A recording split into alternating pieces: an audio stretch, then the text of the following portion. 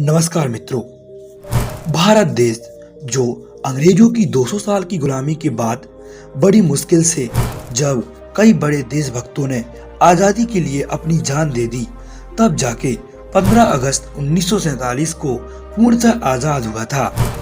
हम ये तो जानते हैं कि देश को आज़ाद कराने में बड़े बड़े स्वतंत्रता सेनानियों जैसे भगत सिंह, मंगल पांडे, ऊधम सिंह, सुखदेव, राजगुरु जैसे देशभक्तों का योगदान रहा है।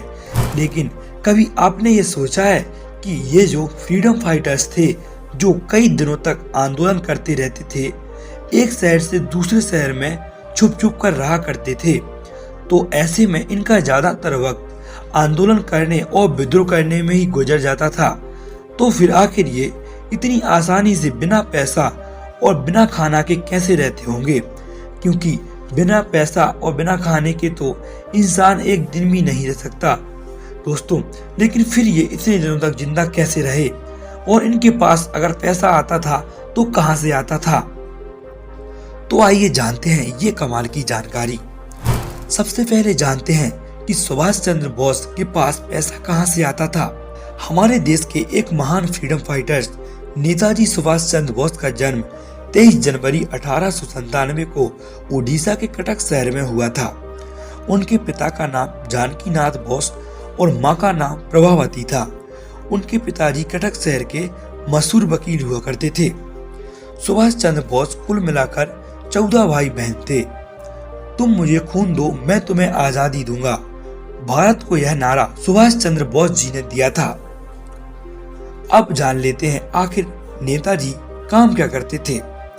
जैसा कि उनके पिताजी शहर के मशहूर वकील थे, तो शुरुआत में तो पैसे की कोई कमी का सवाल ही नहीं उठता। सुभाष चंद्र बोस ने सिविल सर्विस परीक्षा में उस वक्त उस जमाने में चौथा स्थान प्राप्त किया था। नेताजी ने चित्तरंजन दास के साथ काम किया था, जो बंगाल के एक राजनीतिक नेता थे। वैसे सुभाष चंद्र बोस एक बड़े घर से थे, उन्हें वैसे भी पैसे की कभी कमी नहीं हुई।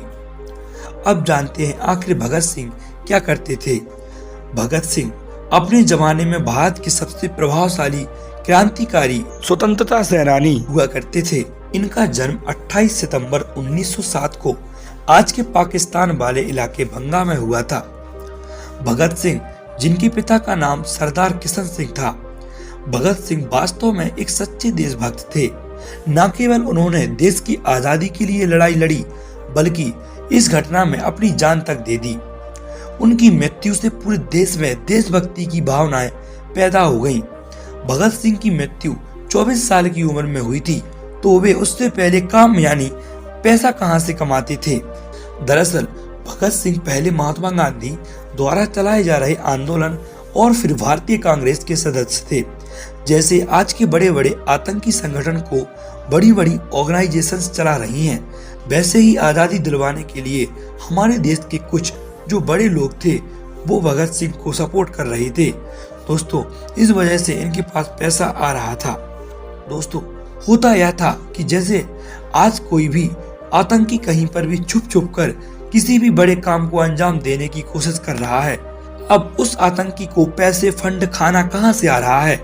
तो उसकी सबसे बड़ी वजह है जो उनके पीछे बैठी बड़ी बड़ी ऑर्गेनाइजेशंस, जो उनको लगातार सरवाइव करने के लिए पैसा और खाना भेज रही हैं।